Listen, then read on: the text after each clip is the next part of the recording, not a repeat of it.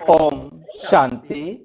आज 25 फरवरी 2024 आज की अव्यक्त मूल्य सर्व प्राप्तियों की स्मृति इमर्ज कर अचल स्थिति का अनुभव करो। जो कुछ अब तक हमें प्राप्त हुआ उसको स्मृति में इमर्ज कर अचल स्थिति का अनुभव करो और जीवन मुक्त बनो। ये बाबा ने मुरली चलाई थी 30 मार्च 1998 को और आज हम इसका मनन चिंतन कर रहे हैं, मंथन कर रहे हैं। जो भाई बहने सामने बैठे हैं या गूगल मीट पर हैं या यूट्यूब चैनल पर लाइव देख रहे हैं और जो घर बैठकर इसको सुनेंगे वो सभी इसमें पार्टिसिपेट कर सकते हैं, अपनी साझेदारी दर्ज कर सकते हैं। उनको कोई भी बात स्पष्ट नहीं हो रही है आपको तो आप साथ के साथ पूछें और घर बैठे देख रहे हैं तो आप लिख करके भेजें तो हम किसी दिन उसे मुरली में जोड़ देंगे। और इसका लिंक इसी वीडियो के डिस्क्रिप्शन बॉक्स में दिया है। यदि आपको नहीं मिल रहा है तो व्हाट्सएप पर लिखकर भेज देंगे। हम मुरली सवेरे 6 बजे, शाम को 4 बजे मनन चिंतन करते हैं। उसमें आप सहयोगी बनेंगे तो आपको भी लाभ और बाकी सभी भाई बहनों को भी उसका लाभ मिलेगा। ओम शांति। आज भाग्य विधाता बाप अपने विश्व में सर्वश्रेष्ठ भाग्यवान बच्चों को देख रहे हैं। हर बच्चे के भाग्य की महिमा स्वयं भगवान गा रहे हैं। हर एक बच्चे के भाग्य की महिमा स्वयं भगवान गा रहे हैं। बाप की महिमा तो आत्माएं गाती हैं, लेकिन आप बच्चों की महिमा स्वयं बाप करते हैं।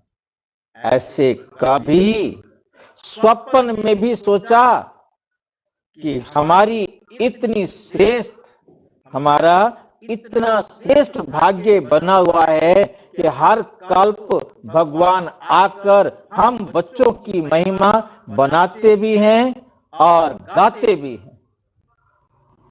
भाग्य बना हुआ है कि हमारा इतना श्रेष्ठ भाग्य बना हुआ है, लेकिन बना हुआ था, बन गया।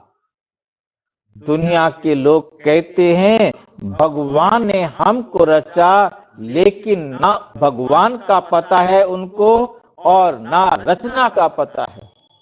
और आप हर एक भाग्यवान बच्चे, कितने भाग्यवान बच्चे हो आप? हर एक भाग्यवान बच्चा अनुभव और फख्र से कहते हैं कि हम शिव वंशी ब्रह्मा कुमार और ब्रह्मा कुमारियां हैं। ऐसा दुनिया में कोई नहीं बोल सकता। और आप इसे अज्ञानतावश नहीं बोलते।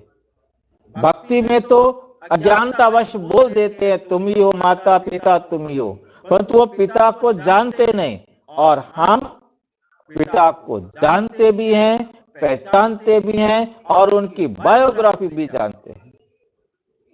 और हम बड़े नशे से अनुभव करते हैं, अनुभव से कहते हैं कि हम शिव वंशी हैं, हम ब्रह्मा कुमार ब्रह्मा कुमारियां हैं। हमको मालूम है कि हमें बाप दादा ने कैसे रचा।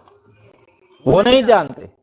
उनसे पूछो कैसे तुम्हारा पिता है, वो पत्थर की मूर्तियों को बताएंगे और वो कह देते हैं भगवान ने अपनी जगह पर अपने जैसी माँ को बना दिया, माँ को ही हमें वो दर्जा दे दिया। कोई कहते हैं डॉक्टर को बना दिया जो हमारे जीवन बचाता है। मतलब उन्होंने जिसको आता है दिल कह देते हैं कि वो भगवान है, वो भगवान है। और सर्वव्यापी भी कह देते हैं। और हम जानते हैं कि बाप दादा ने हमें कैसे रचा। हमें कैसे रचा कोई बताएगा आप में से? भगवान ने हमें कैसे रचा? हाँ स्नेहा सिंह बताओ। ब्रह्मा मुक्त साबिर हम कहलाते हैं। ब्रह्मा बाबा को ज्ञान आके दिया और ब्रह्मा बाबा के थ्रू हम लोगों को ये ज्ञान मिला, इसीलिए हम शिववंशी ब्रह्मा कुमार ब्रह्मा कुमारी। हाँ, ब्रह्मा के मुख से हमें एडॉप्ट किया। ब्रह्मा के मुख से हमें गोद लिया, हमें अपना बनाया। चाहे छोटा बच्चा है, चाहे बुजुर्ग पांडव है, शक्तियां हैं, किसी से भी पूछेंगे आपका बाप कौन है, तो क्या कहेंगे? फलक से कहेंगे, नशे से कहेंगे ना कि हमको शिव बाप ने ब्रह्मा द्वारा रचा। इसलिए हम भगवान के बच्चे हैं। इसलिए हम कौन हैं? हम भगवान के बच्चे हैं। भगवान से डायरेक्ट पढ़ रहे हैं। कितनी बढ़िया बात है कि हम भगवान से डायरेक्ट पढ़ रहे हैं। और कह सकता है कोई कि हमें भगवान पढ़ा रहे हैं, और किसी को कहना भी नहीं आएगा। ना सिर्फ परमात्मा व भगवान हमारा बाप है, वो केवल हमारा बाप ही नहीं, और भी कुछ हमारा लगता है। क्या लगता है? लेकिन वे बाप भी है, शिक्षक भी है, और सतगुरु भी है। सबको ये नशा है। ताली बजाई सभी बच्चों ने, एक हाथ की ताली बजाना। अब ये भी एक्सरसाइज बुजुर्गों को सिखानी पड़ेगी। बच्चों को खुश देख बाप दादा भी खुशी में झूलते हैं और सदा कहते हैं, वाह मेरे हर एक श्रेष्ठ भाग्यवान विशेष आत्माएं, बाप के रूप में परमात्म पालना का अनुभव कर रहे हो। ये परमात्म पालना सारे कल्प में सिर्फ इस ब्राह्मण जन्म में आप बच्चों को ही प्राप्त होती है। जिस परमात्म पालना में आत्मा को सर्व प्राप्ति स्वरूप का अनुभव होता है। परमात्म प्यार सर्व संबंधों का अनुभव कराता है। परमात्म प्यार सर्व संबंधों का अनुभव कराता है। परमात्म प्यार अपने देह भान को भी बुला देता है। साथ साथ अनेक स्वार्थ के प्यार को भी भुला देता है। ऐसे परमात्म प्यार, परमात्म पालना के अंदर पलने वाली भाग्यवान आत्माएं हो। और कितना आप आत्मा का भाग्य है जो स्वयं बाप अपने वतन को छोड़ आप गॉडली स्टूडेंट को पढ़ाने आते हैं। गॉडली स्टूडेंट को पढ़ाने आते हैं। ऐसा कोई टीचर देखा? पूछ रहे हैं बाबा, ऐसा कोई टीचर देखा? ऐसा टीचर देखा है किसी ने? ऐसा कोई टीचर नहीं देखा, किसी ने भी नहीं देखा। लेकिन आप बच्चों के लिए रोज बाप शिक्षक बन आपके पास पढ़ाने आते हैं। और कितना सहज पढ़ाते हैं। सिर्फ 2 ही शब्दों की पढ़ाई है, आप और बाप। इन्हीं 2 शब्दों में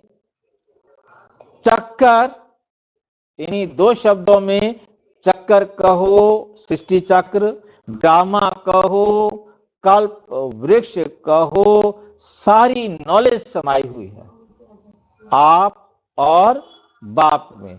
इन 2 शब्दों में सारी नॉलेज समाई हुई है। और पढ़ाई में तो कितना दिमाग पर बोझ पड़ता है, और बाप की पढ़ाई से दिमाग हल्का बन जाता है। बाकी दुनिया में जितनी पढ़ाइयां हैं उनसे हमारे दिमाग पर बहुत बोझ पड़ता है, परंतु ये एक ऐसी पढ़ाई है जिससे दिमाग और ही हल्का बन जाता है। हल्के की निशानी है ऊंचा उड़ना। हल्के की निशानी है ऊंचा उड़ना। हल्की चीज स्वतः ही ऊंची होती है। हल्की चीज स्वतः ही ऊंची होती है। तो इस पढ़ाई से मन बुद्धि उड़ती कला का अनुभव करती है। पूर्ति कला का अनुभव करती है। तो दिमाग हल्का हुआ, दिमाग हल्का हुआ ना, तीनों लोकों की नॉलेज मिल जाती है। तो ऐसी पढ़ाई सारे कल्प में कोई ने पढ़ी है? कोई पढ़ाने वाला ऐसा मिला तो भाग्य है ना।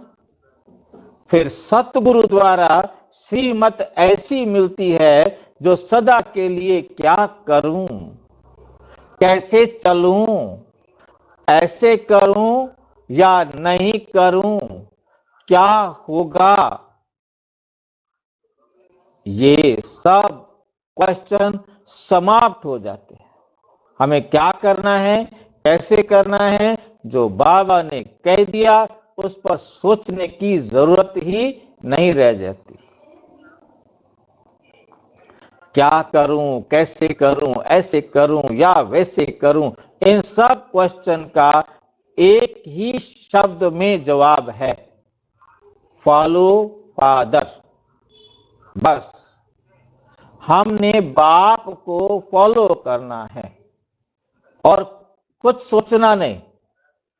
बाकी दुनिया में पेपर होते हैं, नकल करने की मना है, और यहाँ बाबा कहते आपको नकल करने का पहला अधिकार है। ये अजीब सकूल है ना। हमने जैसे शिव बाबा करे वैसे करना है, जो ब्रह्मा बाबा करे हमको वैसे करना है। हमने सिर्फ नकल करनी है, हमने अपना दिमाग लगाना ही नहीं है, सोचना ही नहीं है।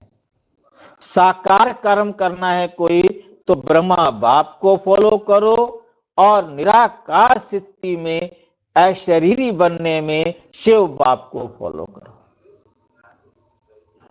समझ में आ गई है ये बात? ये दो लाइनें बड़ी वंडरफुल हैं, जो हमारे योग का, हमारे सारे ज्ञान का आधार हैं। ये दो लाइनें स्मृति में रहें, किसमें हमने किसको फॉलो करना है। ब्रह्मा बाप को फॉलो करना है कोई भी कर्म करने में। सांसारिक कोई भी कर्म कर रहे हैं उसमें ब्रह्मा बाबा यहां होता तो कैसे करता, मुझे वैसे करना है। इसके लिए बाबा कई बार कहते हैं कि आप ब्रह्मा बाबा की जीवन कहानी को अच्छी तरह देखो, अच्छी तरह पढ़ो, अच्छी तरह समझो। और अशरीरी बनना है तो उसके लिए शिव बाबा को याद करो। साक्षी दृष्टा अशरीरी बनना हो तो शिव बाबा को जो है ना हमने फॉलो करना है। कि शिव बाबा को देखो, कोई भी किसी भी प्रकार का कोई भी भय, चिंता, ईर्ष्या, बदले की भावना, क्रोध कुछ नहीं आता। वो एकदम न्यारा रहता है, न्यारा और प्यारा। न्यारा और प्यारा शिव बाबा की तरह बनना है। उसमें ब्रह्मा बाबा को देखने जाने की जरूरत नहीं, परंतु संसार के कर्म में हमने ब्रह्मा बाबा को देखना है। तो बहुत अच्छी तरह से समझना है कि ब्रह्मा बाबा ने भी शिव बाबा को फॉलो किया, परंतु जो संसार के कर्म थे वो तो उन्होंने अपनी बाबा की श्रीमत को समझते हुए किया।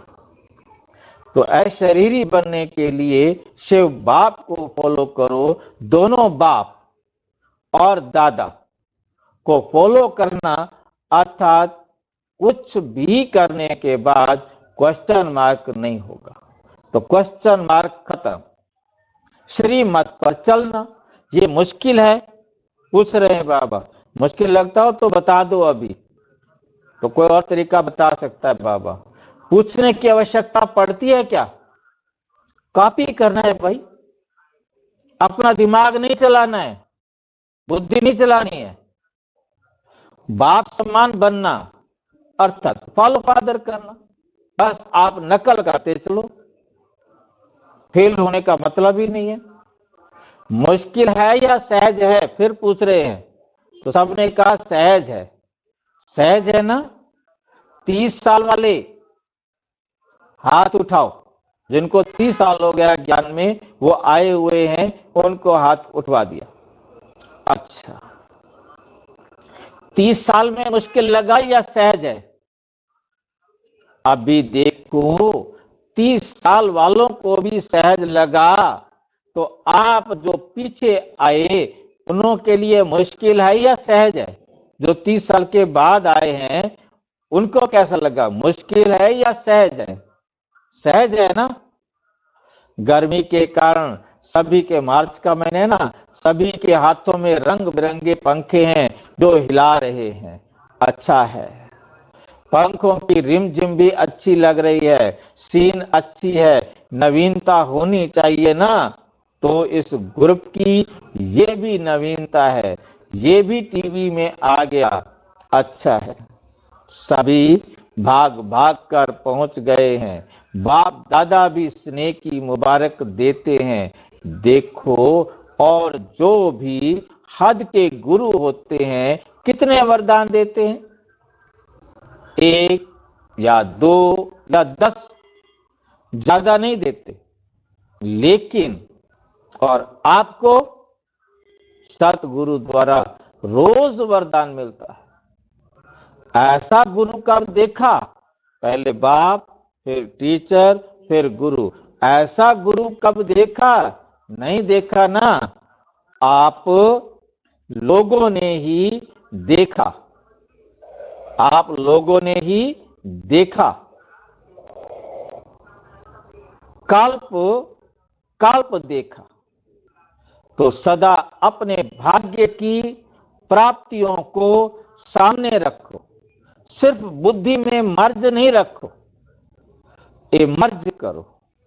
मर्ज रखने के संस्कार को बदल कर इमर्ज करो।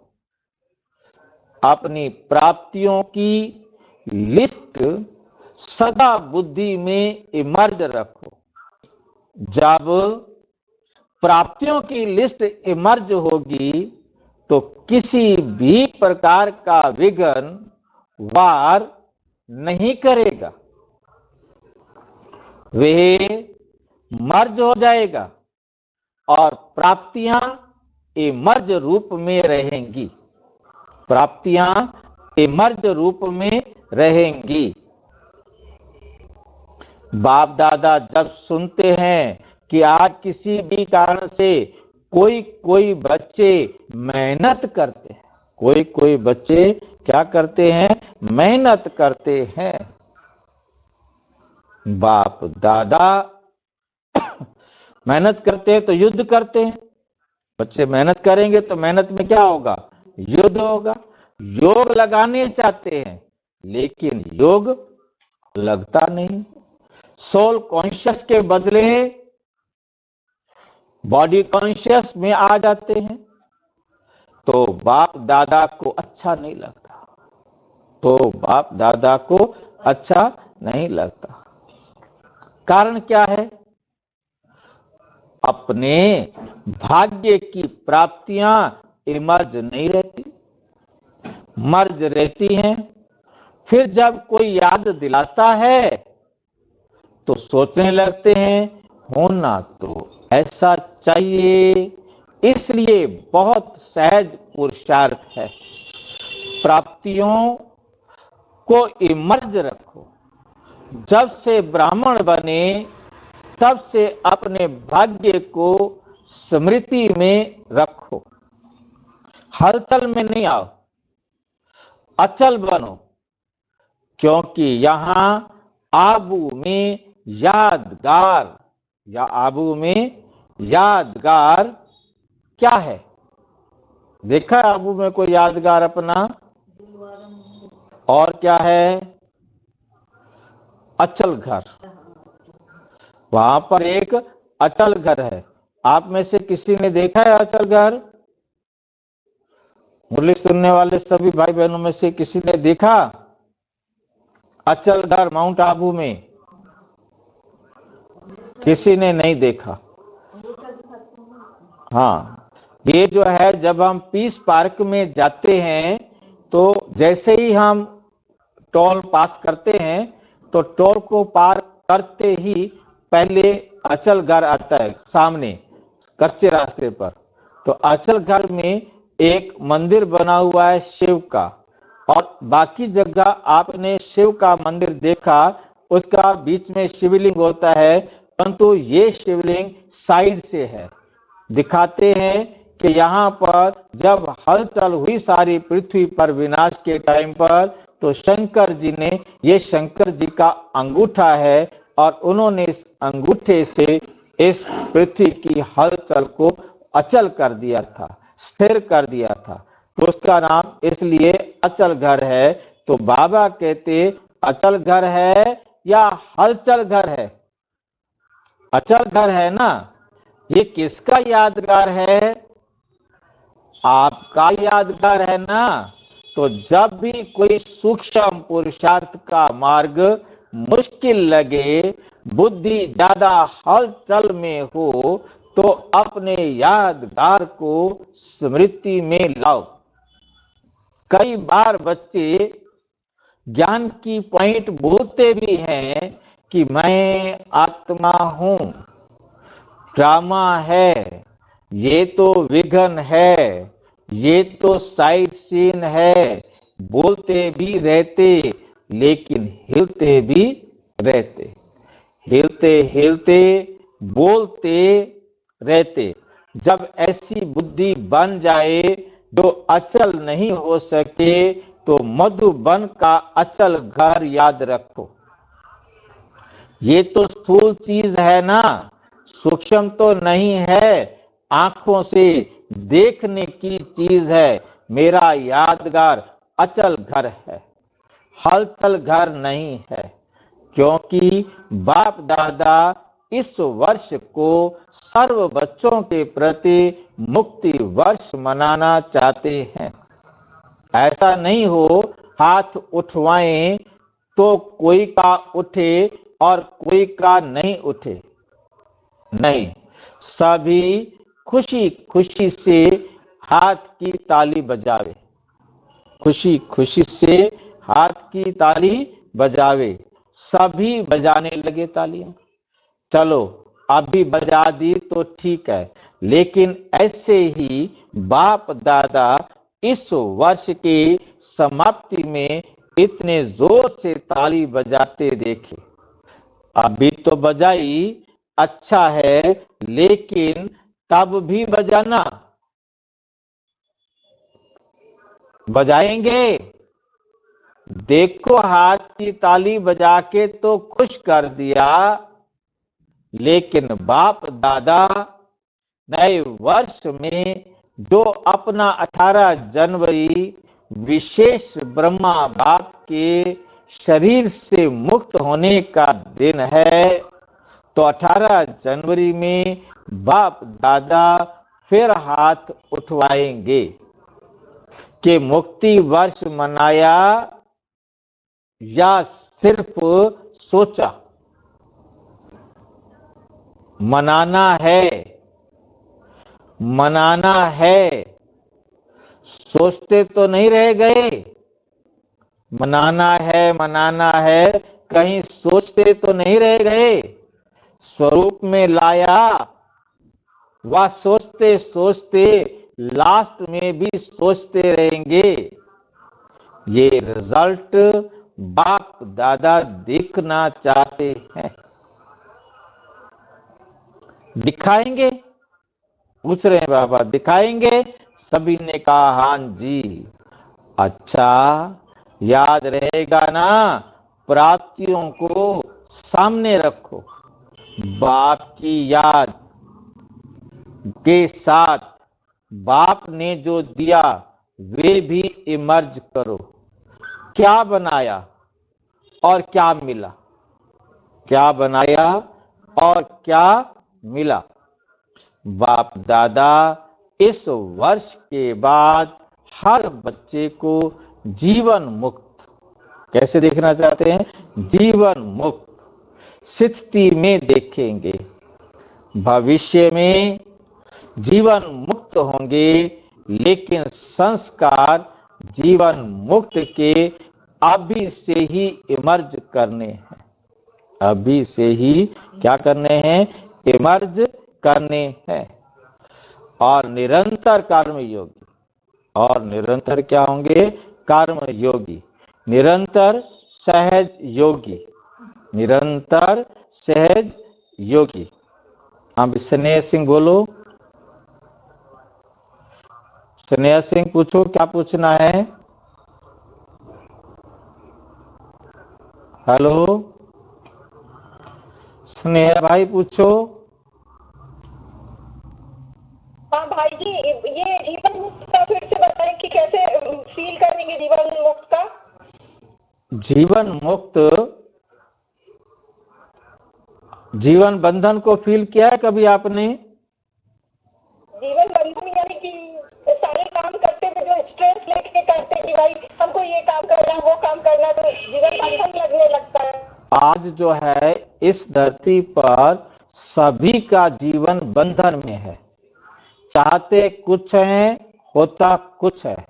नर चाहत कुछ और, भई कुछ और की और। इसको कहा जाता है जीवन बंधन। ना चाहते हुए भी वो हो रहा है जो हम नहीं चाहते। अब सतयुग में जब हम जाएंगे तो वहां होंगे जीवन मुक्त। जीवन मुक्त कब बनते हैं? जब हम सतयुग में जाते हैं। अभी हम जीवन मुक्त बनने का पुरुषार्थ कर रहे हैं। जीवन मुक्त जीवन कब होता है? जब हम आत्मा शरीर में है। हम आत्मा शरीर से अलग हैं, उसको जीवन नहीं कहा जाता। तो जितना समय हम परम धाम से इस संसार में देह धारण कर पाठ बजाने के लिए आते हैं, उसको कहा जाता है जीवन। और जीवन में आरंभ में हम जीवन मुक्त होते हैं। हम सभी काम परमात्मा डायरेक्शन पर करते हैं। फिर धीरे धीरे ये वो समय आ जाता है जब हमारा जीवन बंधन हो जाता है। जीवन मुक्त में हम स्व इच्छा से शरीर में रहना चाहते हैं, रहते हैं। हम शरीर को छोड़ना चाहते हैं तो शरीर को छोड़ देते हैं। हमें कोई भय, दुख, चिंता, ईर्ष्या कोई विकार नहीं होता। क्यों? क्योंकि हम आत्म स्मृति में होते हैं।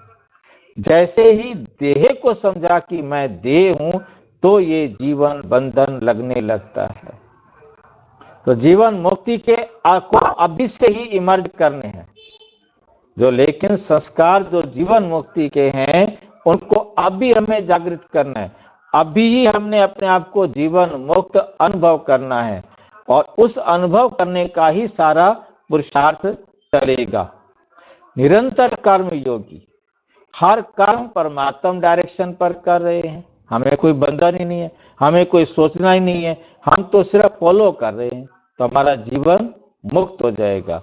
निरंतर सहज योगी, हमें कोई योग के लिए कोई आसन लगाना पड़ा हो, हठ करना पड़ा हो, नहीं, लगातार निरंतर सहज योगी, निरंतर मुक्त आत्मा। निरंतर मुक्त आत्मा के संस्कार अभी से अनुभव में लाओ। क्यों?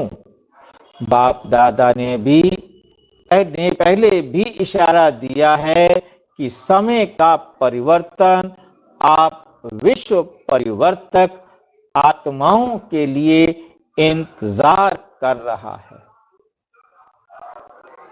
समझ में ये लाइन कि समय का परिवर्तन आप विश्व परिवर्तक आत्माओं के लिए इंतजार कर रहा है। आओ और परिवर्तन करो।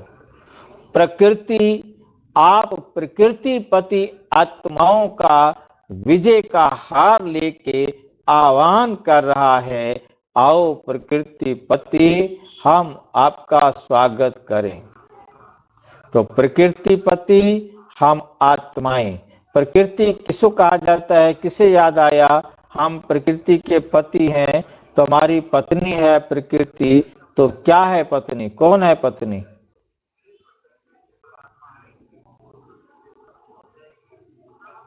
किसे कहेंगे पत्नी? शरीर को।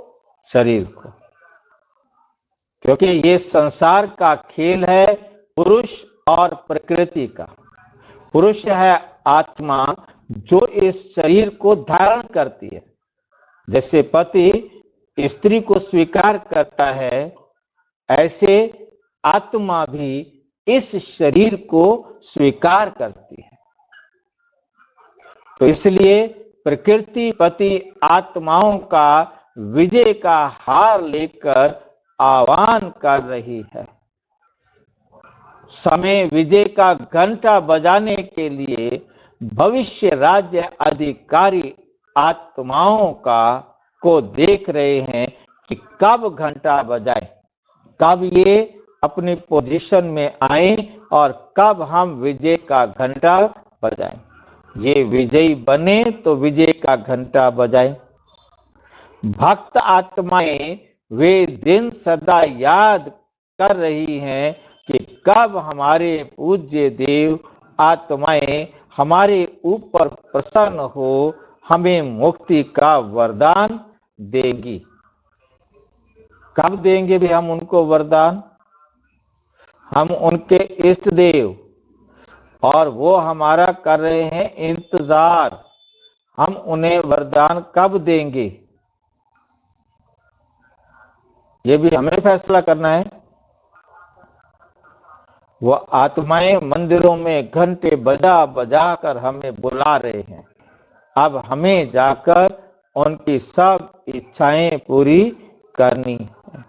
तो बाबा पूछ रहे यही तो जब बाबा बोल रहे हैं कि यहाँ पे जीवन मुक्त अवस्था में महसूस करेंगे, तब यहीं से देंगे ना, यहीं पर तो देना, स्वयं से संतुष्ट, परिवार से संतुष्ट।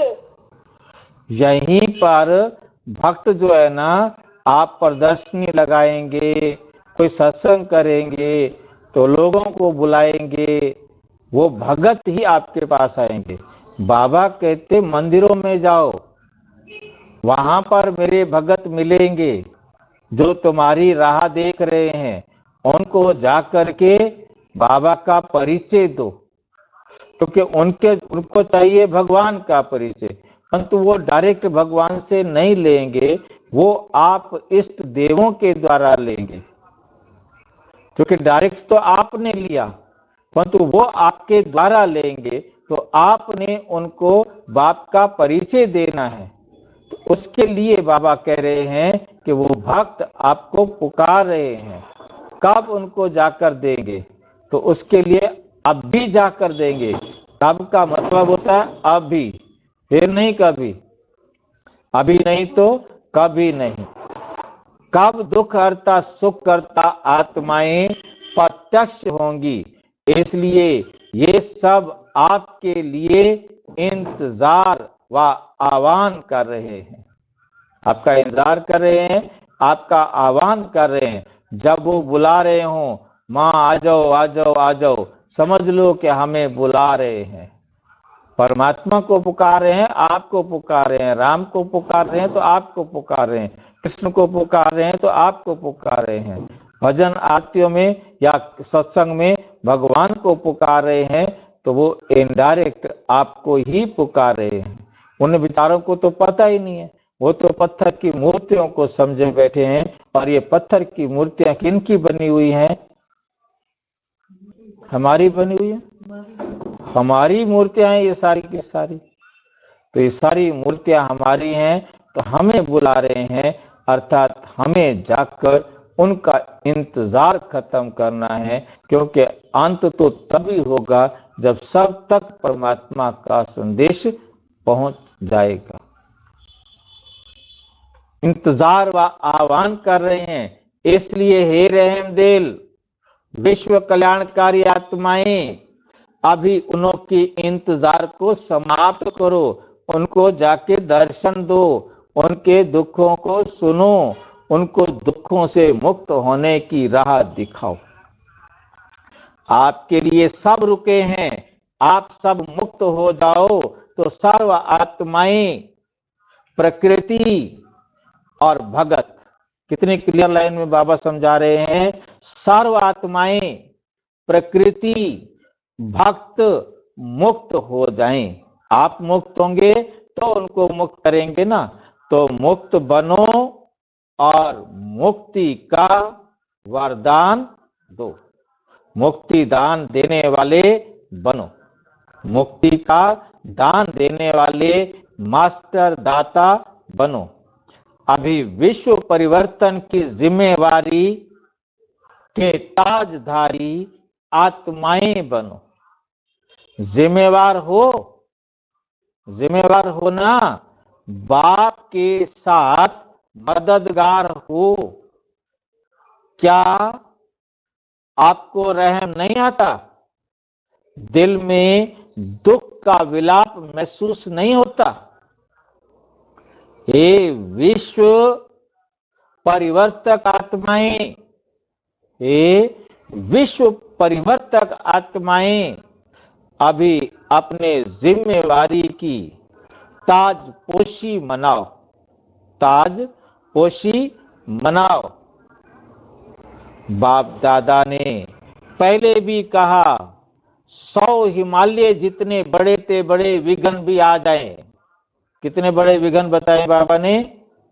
100 हिमालय जितने बड़े बड़े विघ्न भी आ जाएं, वो भी हटेंगे नहीं, तो भी हम हटेंगे नहीं, हार नहीं खाएंगे।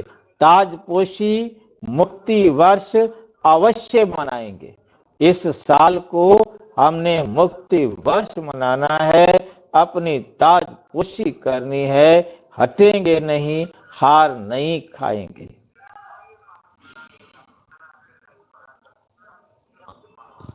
कितना पक्का कर रहे हैं बाबा? क्या हम अपने आप को समझा रहे हैं कि हाँ हम इतने मजबूत बनेंगे बाबा, या कह रहे हैं हमारे बस की नहीं है? क्योंकि यही टाइम है, हम अपने आप को स्वीकृति देना चाहें तो स्वीकृति दे सकते हैं, और हम रोकना चाहें, बाबा तो कहता रहता है। ये हमारा बस की है बात इतनी करना। और ये कमजोर संकल्प यदि आपने दे दिया तो फिर आप शक्तिशाली कभी नहीं बन सकेंगे, अभी नहीं तो कभी नहीं। बाबा को फॉलो करना है, कॉपी करना है। आज पोशी मुक्ति वर्ष अवश्य मनाएंगे। बाप दादा रोज चार्ट देखेगा, बस बाबा हमारा चार्ट भी देखेगा, ध्यान रखना। ऐसे नहीं यहां से जाओ तो ट्रेन में ही कहो पता नहीं क्या हो गया, पता नहीं क्या हो गया। घर में गए तो बगुले और हंस की लड़ाई लग गई। घर में गए, हंस और बगुलों की क्या हो गई? लड़ाई लग गई। ऐसे नहीं कहना ये हो गया, ये हो गया, ये नहीं सुनेंगे बाबा। कहते रहना, आपके पत्र वेस्ट पेपर बॉक्स में डालेंगे, पढ़ेंगे नहीं, सुनेंगे नहीं। समझ में आ रही है बात? आपके पत्र वेस्ट पेपर बॉक्स में डालेंगे,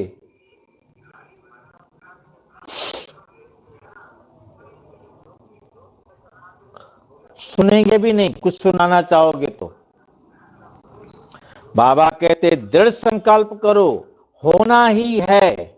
जहां दृढ़ता है वहां सफलता ना हो असंभव है। तो सभी दृढ़ संकल्प वाले हैं ना? टीचर्स हाथ उठाओ। टीचर्स तो बहुत हैं, सारे सेंटर्स खाली करके आए हैं क्या? सारे के सारे टीचर बहने यहीं आ गई हैं। देखो एक खुशखबरी सुनाते हैं। बाप दादा ने देखा, अभी देखा है, सुना है कि सर्व मधुबन वालों ने अपने परिवर्तन का लक्ष्य बहुत अच्छा रखा है। लक्षण तो देखेंगे लेकिन लक्ष्य बहुत अच्छा रखा है। अपने में अंतर जो आया है वे भी लिखा है, लेकिन बाप दादा को खुशी है, अंतर आना शुरू हुआ, आगे होता रहेगा। लेकिन सभी ने अपने दृढ़ संकल्प का उमंग उत्साह अच्छा दिखाया है। उमंग उत्साह अच्छा दिखाया है। अभी कागज में है, लेकिन कागज में भी पहला कदम तो है। तो बाप दादा को खुशी हुई। क्यों? सारे वर्ल्ड के लिए हे अर्जुन, सारे संसार के लिए हे अर्जुन मधुबन निवासी है। तो हम कहाँ के निवासी हैं भाई? ये तो मधुबन निवासियों को अर्जुन का टाइटल दे दिया। हम कहाँ के निवासी हैं? हम भी मधुबन निवासी हैं। सारे, सबकी तरफ से बोल दिया, क्योंकि पहले नंबर पर आप हैं। सब ने, सारे के सारे हम भी मधुबन निवासी हैं। निमित्त मधुबन, आगे बाबा हमारी बात सुनकर कह रहे हैं, निमित्त मधुबन निवासी हैं। सेकंड नंबर देश विदेश की निमित्त सेवादारी टीचर्स। अच्छा, हमारा नंबर तो अभी भी नहीं आया, टीचर्स ने नंबर ले लिया। पहला नंबर मधुबन निवासियों को, दूसरा नंबर टीचर्स को। अच्छा चलो कोई बात नहीं, आगे आ गया। और सर्व सहयोगी साथी, सारा परिवार ब्राह्मण आत्माएं हैं। चलो तीसरे नंबर में सही, कोई बात नहीं, नाम तो आया हमारा। तो मधुबन का नक्शा बाप दादा देखेंगे कि बिल्कुल बदला हुआ दिखाई दे। मधुबन वाले तो कम आए होंगे, कईयों ने तो लिखा ही नहीं। आगे बैठने वालों ने कम लिखा है, बहुत बिजी रहे हैं। लेकिन जब काम मिलता है तो लिखने में भी मार्क्स जमा होती है। जो लिखते हैं ना, उनके भी नंबर जमा होते हैं। अगर नहीं लिखा तो मार्क्स एक्स्ट्रा काम हो गई, नुकसान कर दिया। अर्जुन किसे कहते हैं? कौन बताएगा?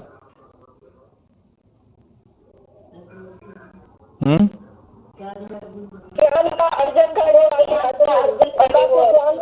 करने वाले। हाँ, इसके साथ एक शब्द और भी जोड़ना होता है। वो कौन जोड़ेगा?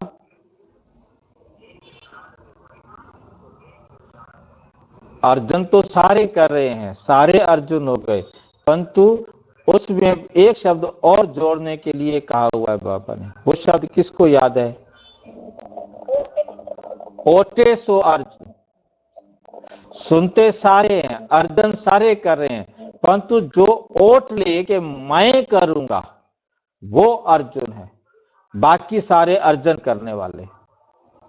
तो इसलिए बाबा ने आगे कहा कि जो काम दिया जाता है, जो उस काम को करता है उसको मार्क्स मिलते हैं। जो काम नहीं करता उसके एक्स्ट्रा मार्क्स कम हो जाते हैं। मार्क्स एक्स्ट्रा कम हो गए।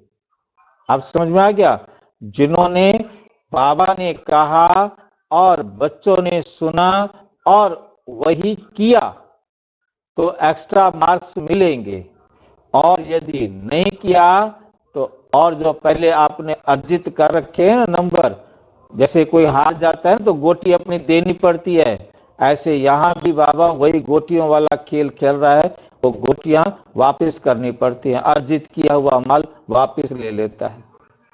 बड़ा खराब बाबा है भाई, ध्यान रखना कि कोई हमारा वापस ना ले ले वे बाबा, इसके लिए अटेंशन देना पड़ेगा। नुकसान कर दिया, वापिस चले गई गोटियां हमारी तो जो भी डायरेक्शन मिलते हैं, डायरेक्ट बाप दादा द्वारा मिलते हैं, चाहे निमित्त दादियों द्वारा मिलते हैं, उसको रिगार्ड देना है, उसको स्वीकार करना है। रिगार्ड देना मतलब मानना आवश्यक है। इसमें ना बहाना देना, इसमें कोई बहाना नहीं देना। बाबा हमारा कोई बहाना नहीं सुनेगा, ना कोई बहाना देना, ना अलबेलापन करना। आगे के लिए बाप दादा बता देते हैं कि मार्क्स जमा नहीं हुई, इसलिए इसको महत्व देना अर्थात महान बनना हल्की बात नहीं करो। बच्चे बड़े चतुर हैं। हाँ जी, ये आत्मा पति शरीर ने समझिए साहब। शरीर का पति आत्मा है जी। हाँ, तो कैसे क्या है सर, वो समझा हुआ है साहब। अच्छा, देखो क्या है कि प्रकृति हमने चर्चा किया था कल भी कि प्रकृति कहते हैं जो इस आत्मा से अलग है। प्रकृति इस आत्मा से परे रचना, जो भी चीज हम देख रहे हैं इन आंखों से, जिसको हम आत्मा नहीं कहते, वो सब क्या है? प्रकृति। उसमें आध्यात्मिक दृष्टि से 5 तत्व आते हैं: भूमि, गगन, वायु, अग्नि और नीर। ठीक है? इन 5 तत्वों से बनी हुई इस दुनिया को प्रकृति कहा जाता है। और उसमें फिर प्रकृति में आ जाता है शरीर। शरीर भी 5 तत्वों से बना है, तो शरीर को भी प्रकृति कहा जाता है। इसलिए दुनिया वाली गीता में भी लिखा गया कि ये संसार पुरुष और प्रकृति का खेल है। तो इस प्रकार से प्रकृति है शरीर, पुरुष है आत्मा। तो आत्मा पुरुष है तो प्रकृति क्या हो गई? पत्नी हो गई। ठीक है? तो कहेंगे बाप दादा तो जानते ही है ना, जानते तो हैं, लेकिन कहा क्यों? बाबा ने करने के लिए कहा है ना, जानते हुए कहा ना। तो ऐसे अपने आप को छुड़ाना नहीं चाहिए। बहुत ऐसे कार्य हैं छोटे छोटे जिसको हाँ जी करने में एक्स्ट्रा मार्क्स जमा होती हैं। बाबा ने काम दिया और बच्चों ने कहा हाँ जी, तो एक्स्ट्रा नंबर आपके खाते में जमा हो गए। और हाँ जी करके ना जी कर दिया तो जो जीता हुआ माल था वो वापस ले लिया जाएगा। अर्जित गोटियां वापस कर दो। कई ऐसे स्टूडेंट्स हैं जो किसी भी पास्ट के संस्कार वश, भूत का पिछले जो संस्कार बने हुए हैं, गंदी आदतें बनी हुई हैं, अच्छे अच्छे उमंग उत्साह में बढ़ते हैं, लेकिन कोई ना कोई सुनहरी धागा, बहुत महीन धागा उनके पांव को पकड़कर खींच लेता है, आगे बढ़ने नहीं देता। क्या करूं? आज वैसे सेवा का मौका तो मिला था, परंतु आज बेटा आ रहा है, बेटी आ रही है, आज कैसे सेवा करने जाऊं? बाबा को पता तो है कि मेरे सामने क्या मजबूरी है। बाबा कोई बहाना, कोई मजबूरी सुनता नहीं। ये धागे हैं, बाबा कहता है।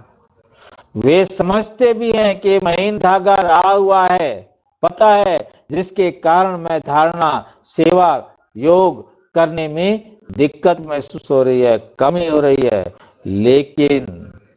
लेकिन ही कहेंगे।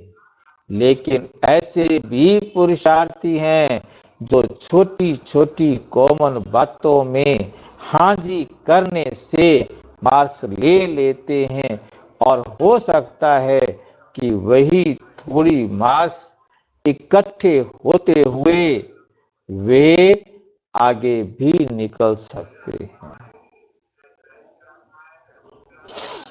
ऐसे भी बाप दादा के पास एग्जाम्पल के रूप में हैं। इसलिए सहज तरीका है, छोटी छोटी हाँ जी करने में मार्क्स जमा करते जाओ। कट नहीं करो, जमा करो। बाकी बाप दादा ने देखा, मेजॉरिटी ने अपना उमंग उत्साह अच्छा दिखाया है, इसलिए दृढ़ संकल्प के साथ विशेष उन मधुबन निवासी बच्चों को बाप दादा हाँ जी करने की मुबारक देते हैं। याद प्यार भी दे रहे हैं, याद प्यार भी दे रहे हैं, लाख लाख गुना याद प्यार दे रहे हैं। क्यों? मधुबन है बाप दादा के स्वरूप को प्रत्यक्ष करने का शीश महल, प्रत्यक्ष करने का शीर्ष महल। तो एक बात की तो खुशी है, बहुत सी बात की खुशी है, अभी कागज में आया हुआ कर्म में लाना है। कागज में आया हुआ क्या मतलब? कागज में आया हुआ क्या मतलब भाई? पता नहीं क्या क्या बाबा। अभी जो बाबा ने अभी कहा उसको फॉलो करना।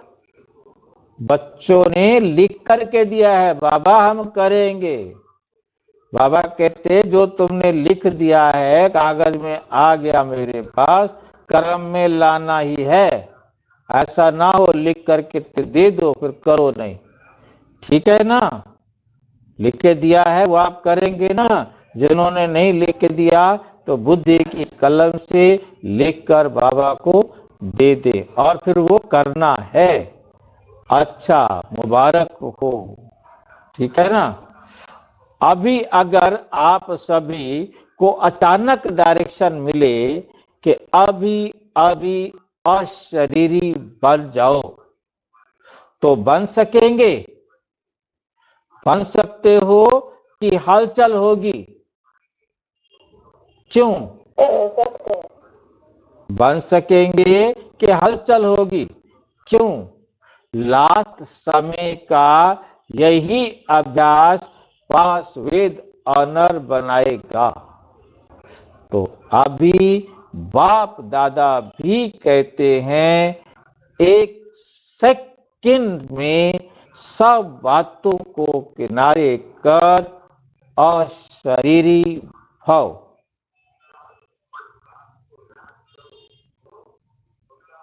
अनुभव करो कि मैं अशरीरी आत्मा हूं।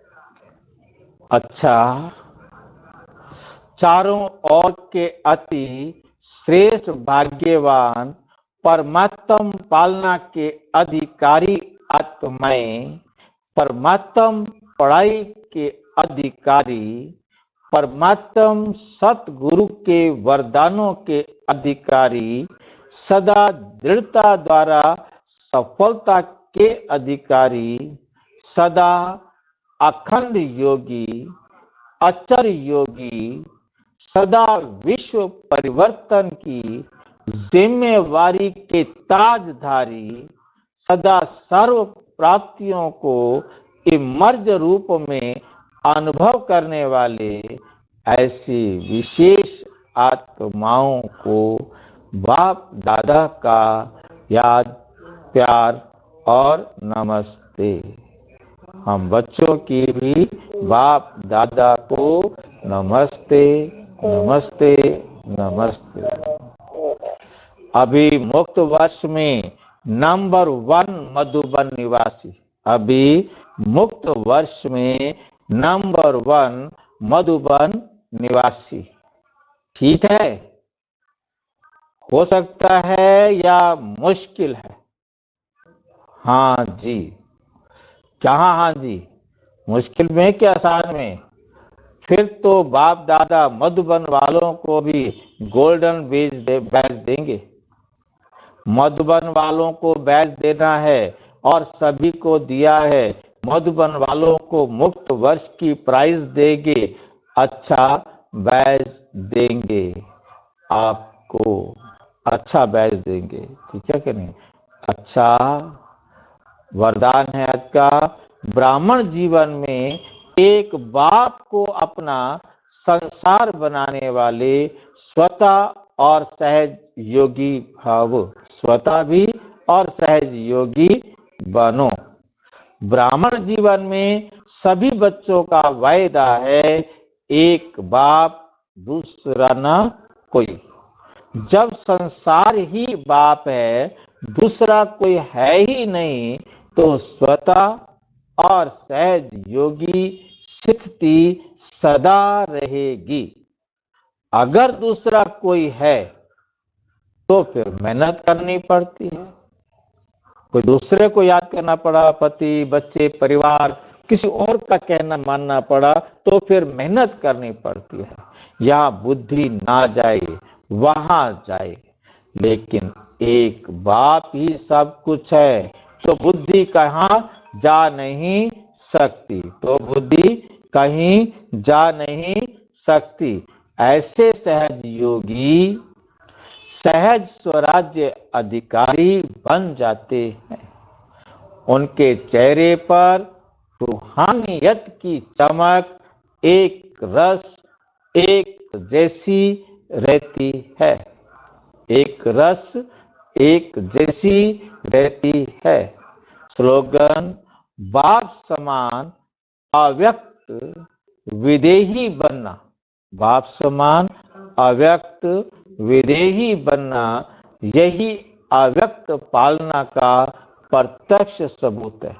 जैसे ब्रह्मा बाबा अव्यक्त है और शिव बाबा विदेही है, हमें भी दोनों अशरीरी भी बनना है और अव्यक्त भी बनना है। तो अव्यक्त पालना का यही सबूत है, तो दोनों पालनाओं का यही सबूत है, प्रत्यक्ष सबूत, कि हम बाबा को फॉलो कर रहे हैं। जैसे आज अभी आपने देखा कि बाबा ने 1 सेकंड की ड्रिल कराई। 1 सेकंड माना 1 सेकंड होता है। हमने भी बाद में उसको रिपीट किया कि आप अनुभव करें, परंतु ये बात हमें बहुत अच्छी तरह से समझनी है कि ये अवस्था एकदम अचानक नहीं बनेगी, इसके लिए अभ्यास करना है। अपने आप को बाबा की श्रीमत का मंथन करते करते ऐसे हो जाएंगे कि अब आपको बाबा की श्रीमत पर सोचने के लिए कुछ बचा नहीं। वो यदि आपकी स्थिति 1 सेकंड की बनी, वो स्थिति वंडरफुल स्थिति होगी।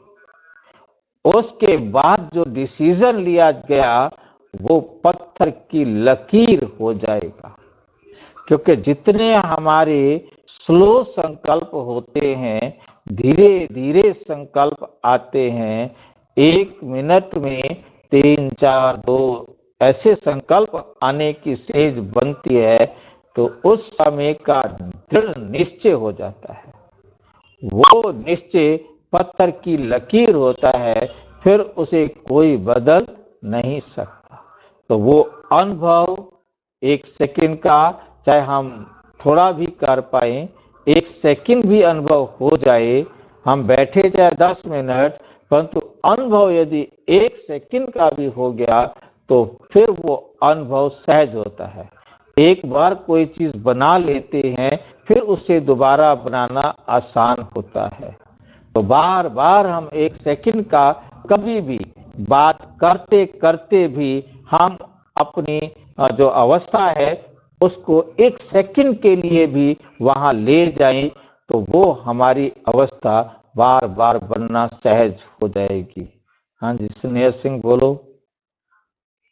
भाई अभी आपने जो कहा कि एक बार जो अवस्था बना लेते तो बार बार सहज हो जाती, फिर से उसको समझाएंगे थोड़ा। मतलब बाबा की 1 सेकंड वाला हमें मतलब शरीर का भान ही ना रहे, हम एकदम अपने आप को आत्मा के सिवाय, क्योंकि हम जैसे मैंने कहा कि आप जो है ना 1 मिनट के लिए अनुभव करें, आप उसके अंदर मैंने वहां एक्सप्लेन नहीं किया, मैंने देखा कि चलो कह देते हैं और फिर देखते हैं क्या होता है पूछेंगे प्रश्न, तो आपकी बुद्धि में रहा होगा पूछने का, तो फिर लास्ट में मैंने आकर के इसलिए खुद ही एक्सप्लेन करने के लिए रखा कि हमें उस 1 सेकंड का अनुभव कब होगा, कैसे होगा, उसकी जो विधि है वो ये है जो बाबा ने समझाई है कि आप मेरे ज्ञान का बुद्धि में मनन चिंतन करें, मंथन करें, वो बातें अपने आप को समझाने के लिए